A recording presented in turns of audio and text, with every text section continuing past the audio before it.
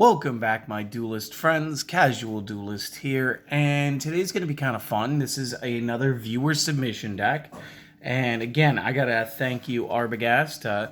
Not only did you challenge us to make a deck that used the legendary Exodia Incarnate, you decided to go ahead and give us your deck too. I hope that everybody in the comments, you'll be a little more forgiving. This is definitely a casual build. And maybe give just some nice pointers. I see your strategies, and they're a lot different from the way that I played, but that doesn't make them any less effective. So let's show off your version of the build.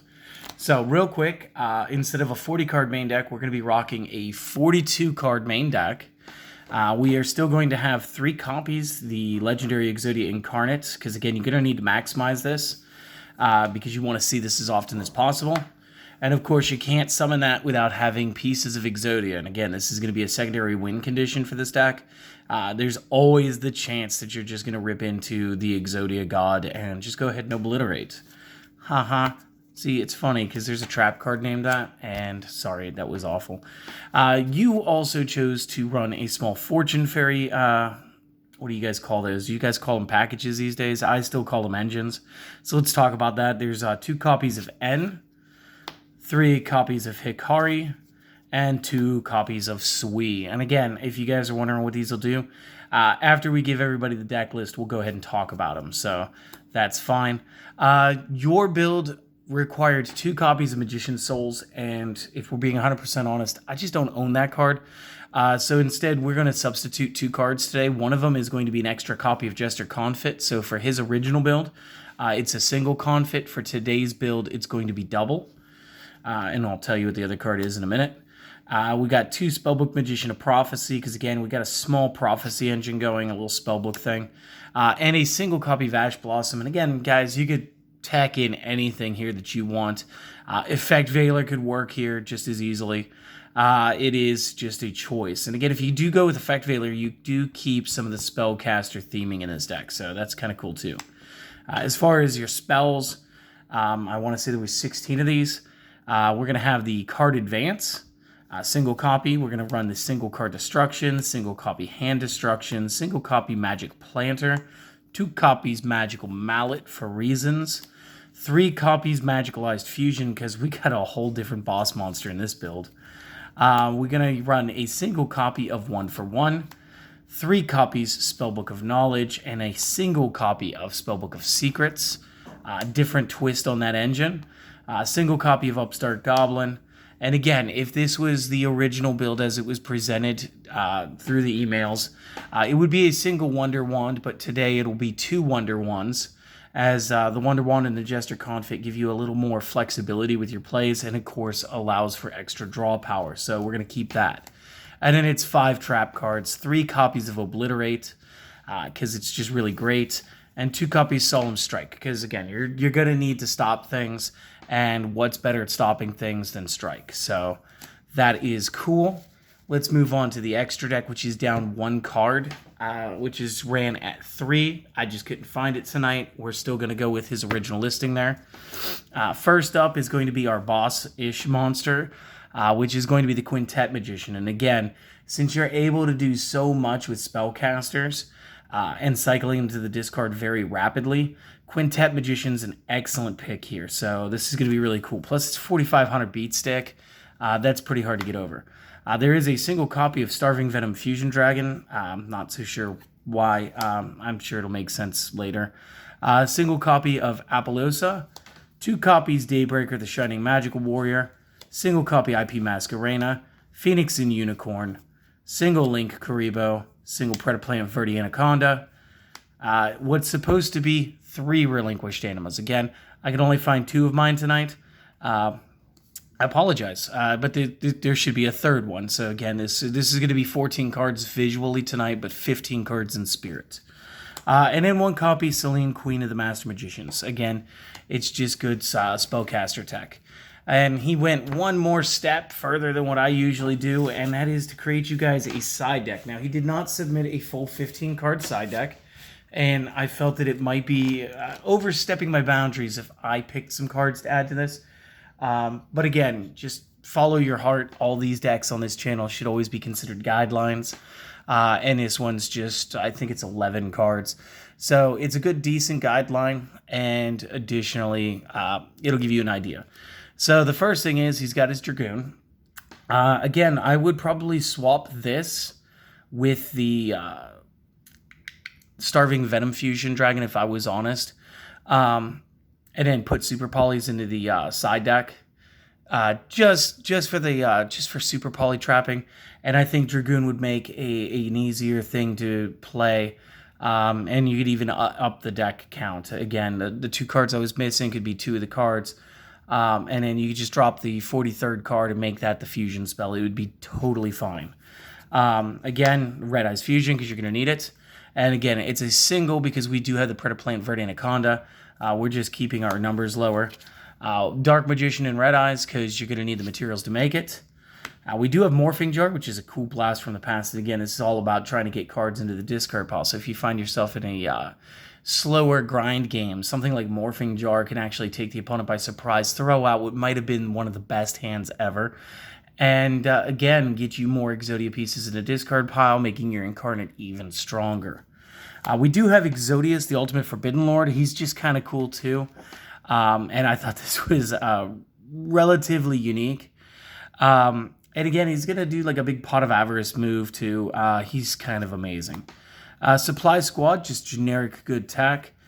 Dark Factory Mass Production. Again, you can get your hand size up if you need to use the hand destruction or maybe get that extra 1 card when you go for the card destruction. Harpy's Feather Duster and Raigeki are both in here. Very strong, very good staples. And Backup Soldier. Again, this is really only going to be targeting the Exodia appendages. But again, this will give you some form of recycling to bolster the hand backup, especially if you find yourself in the game-winning situation where the Exodia method is what you're going to end up needing. So that is his deck, and I'd love to thank him for sharing this. I'd like to thank you guys for coming by and checking this one out today. We should have a new card of the week up for you guys. Here, I'm thinking tomorrow. I think we'll get that out for Sunday. And big news, again, October it begins at the end of next week.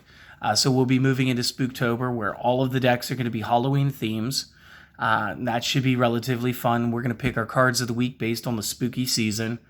And additionally, I'm starting a secondary YouTube all about ghost stories and paranormal stories, but I'd like to crowdsource them from real people like yourselves. So if you or somebody that you know would be okay with sharing your story and then having it read on YouTube, you can email me at, I'll tell you what, I'm just going to leave it in the description, and I'll let you guys see it there. So one last little bit before I dismiss you. If you enjoyed this, if this helps you, or if you just generally enjoyed this in general, and if you want to support the channel and you haven't done this already, do consider subscribing to the channel and letting your friends know. And then the most important favor is have a great day. So everybody who is here for Just the List, thank you again for listening to me ramble on for so long. And we'll see you guys with the next video. And everybody else, let's talk over some of these selections in a little more depth. So let's get the side and the extra out of the way. Get back into the main deck, and we're going to start with Legendary Exodia Incarnate. So, this card cannot be normal summoned or set, must be special summoned from the hand by attributing 1 Forbidden 1 monster, and cannot be special summoned by other means. This card gains 1000 attack for every Forbidden 1 monster in the graveyard, unaffected by other card effects. Once per turn during your end phase, add 1 Forbidden 1 monster from your graveyard to your hand. When this card is destroyed by battle and sent to the graveyard, you can reveal any number of Forbidden 1 monsters in your hand and draw 1 card per card revealed. So we get pretty strong, like really quick. You'll notice he doesn't say Forbidden 1 anywhere on him. I grabbed the wrong stack. It's a good thing here too. This guy doesn't say Forbidden 1 on him. So again, this power caps at 5k, just based on the fact that the ban list has the Exodia pieces at 1-ofs. Additionally, you could target him with Obliterate, which was a strategy I totally missed the first time around. because again, he's unaffected by other card effects. He will not bounce, but you can still target him, even though he's unaffected. And this, of course, will act as sort of like a battle trap, sort of like Honest or Gale from the Black Wings. Insert other cards here to also give you a little extra punch power. And, of course, on going to the discard by battle, he is obviously going to net you some draw power. So, very cool card. Definitely a cool boss. And just one of those things I totally forgot came out in one of those legendary series of decks. And I'm just happy that somebody challenged me to make it. It's awesome. Again, you have to have the pieces of Exodia to do this. There's not much to say about these. You win if you have them all in your hand at one time. So again, you can either beat your opponent up or you can just call instant win. Your choice based on the hand that you get dealt. Now let's talk about the Fortune Fairy. So N is a 2-star spellcaster. When you draw this card, you can reveal it, special summon it from your hand. When this is special summoned from the hand, you can target one set card the opponent controls and destroy it. So again, this is just instantly going to board itself, which also makes summoning a little easier when you deal with the links. And again, when you go for the Quintet Magician at the end, N will be one of the multiple different names that you could use. You do want to stick away from using the Exodia names, except, additional copies of Incarnate himself. And this will just allow you to just go ahead and also pop off a Quintet Magician by late mid-game. We do have Hikari, which is great because this is going to be a 1-star. So not only are the appendages of Exodia going to be targets for our 1-for-1, not only is Jester Confit a target, so is Hikari. When you draw this card, you may reveal it, special summon it from your hand. If this card is special summoned from the hand, you can target one monster you control and send it to the graveyard. And if you do, special summon a level 1 spellcaster from your deck. So again, if you need to get an Exodia piece boarded so that you can play your Incarnate, Hikari is here to not only do that job, but do that job in style. And again, we can play it additionally using 1-for-1. It's not going to allow us to do that, the full effect, which is, again, why there's so much draw in this deck, too. So, Hikari, good card, great card. And Sui. Again, when you draw this card, you may reveal it. If you do, special summon it from your hand. If it is special summoned from the hand, you can target one other face-up monster on the field, banish it until the standby of your next turn. You can only use each effect once per turn. This can help you with clearing certain cards off the board in order to get your plays off. So again, sort of important. It's another name, and again, it's another summon. We're using the Jester Confits again. You can only control one Jester Confit at a time. You may special summon this from your hand in attack position if special summoned this way during the opponent's next end phase, which it's never going to make it to. Target one face-up monster the opponent controls and return both the targeted monster and this card back to the owner's hands. Which, again, would be kind of a cool little thing if you were doing something with, like, some major disruption. We're not, and so, like, it's okay. So, yeah. We do have the 2 Magicians of Prophecy. If they are normal, summoned, or flipped face-up, you get to add 1 spellbook spell from the deck to the hand. And again, most of the time, you're going to want to go Secrets first. This way you can play Secrets to grab Knowledge. Just thins the deck by 1. Before you go for your draw 2, which is always the smarter strategy. But additionally, we did maximize out Knowledge, so Knowledge is going to be the most grabbed card. And again, Ash Blossom, just a single hand trap. And again, this felt a little awkward to me, but I get it. And again, if Ash Blossom, $20 card is just a bit out of your range, feel free to sub in Effect Veiler. And again, Effect Veiler will kind of go with the spellcasting theme a little bit more, allowing the Quintet Magician play to maybe rock a little bit harder. We do have the card Advance. Look at the top 5 of your deck, place them back in any order, and you can tribute summon 1 monster in addition to your normal summoner set this turn. You can only gain this effect once per turn. We are not tribute summoning, guys. We're not. This is really here to kind of ensure the hand. Again, like I said, this is a very good casual deck. And it's casual effects like this that allow you and your friends to have the most fun, because it's like, you make your opponent feel like they're being put on a shot clock. And sometimes that little bit of additional pressure can actually cause a misplay on their part.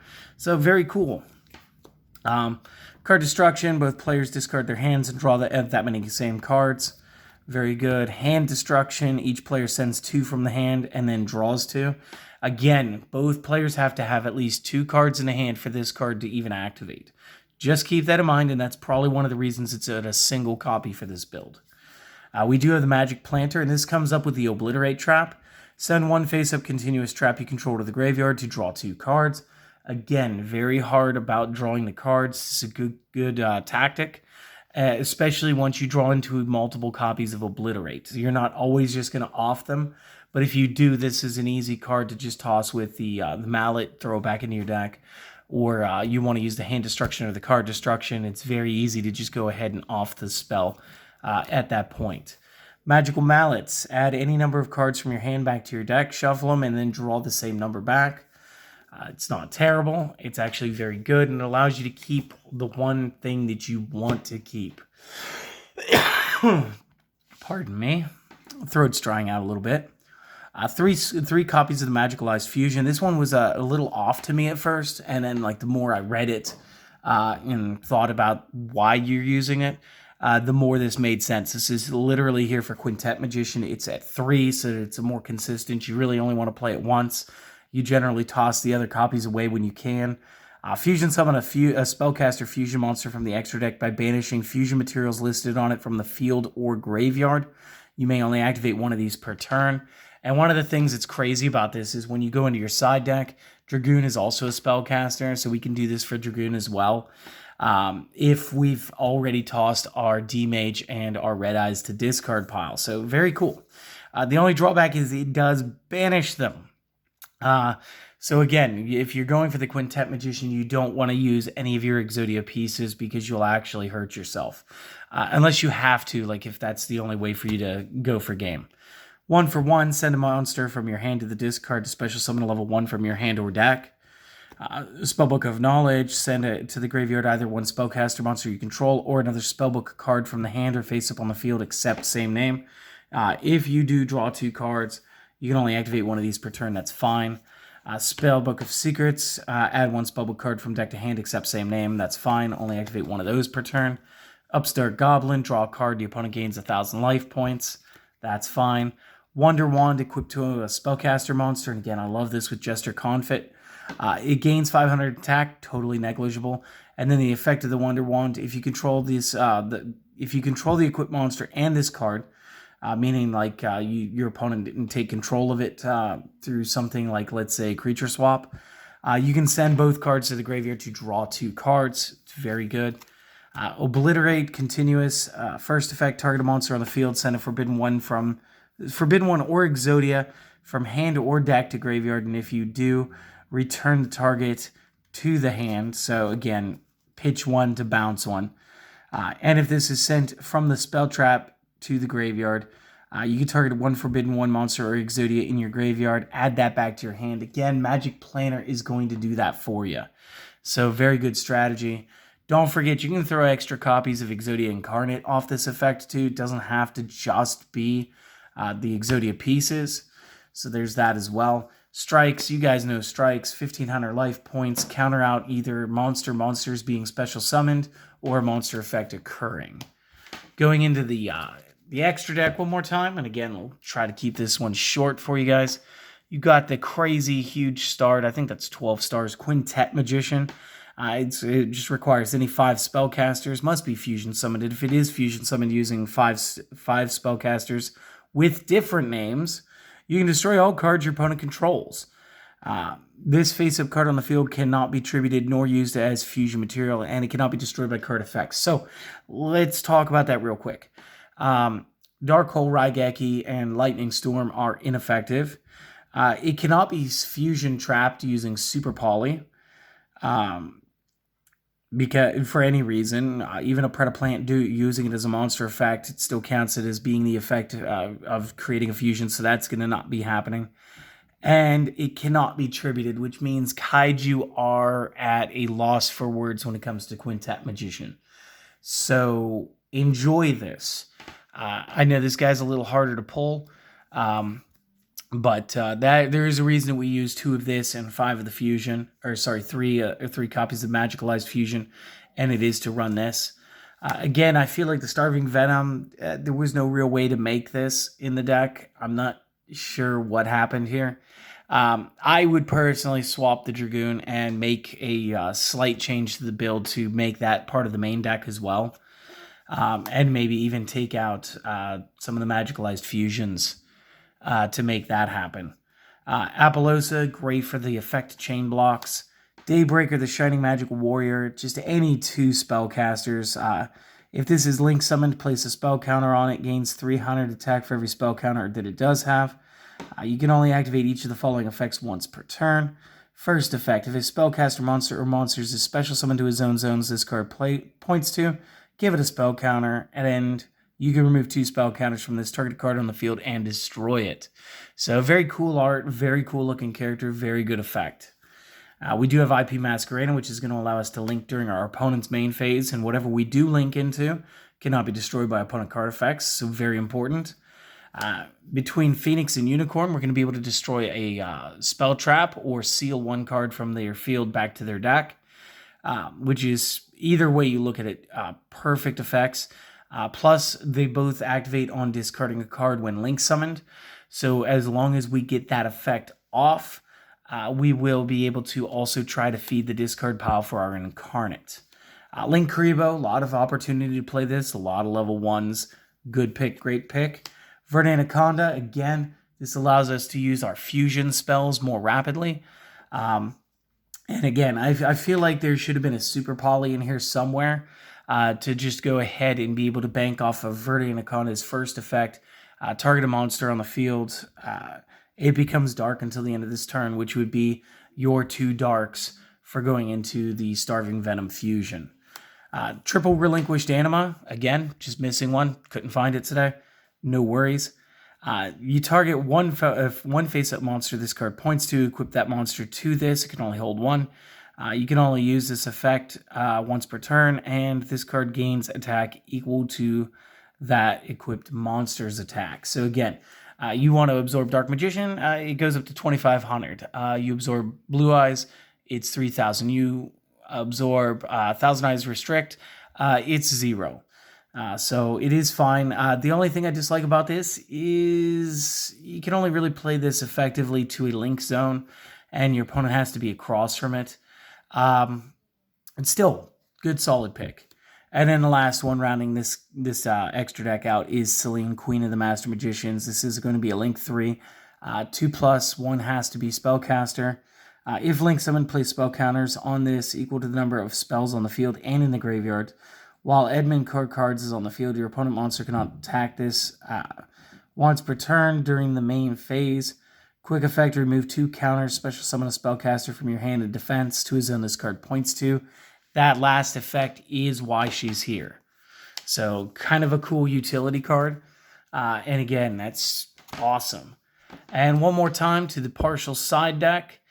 We do have the Dragoon, the Red Eyes Fusion, and the Dark Magician and Red Eyes. You guys know these cards, so we're going to skip it. We do have the Morphing Jar. Again, when this card flips, both players drop their entire hand and draw 5.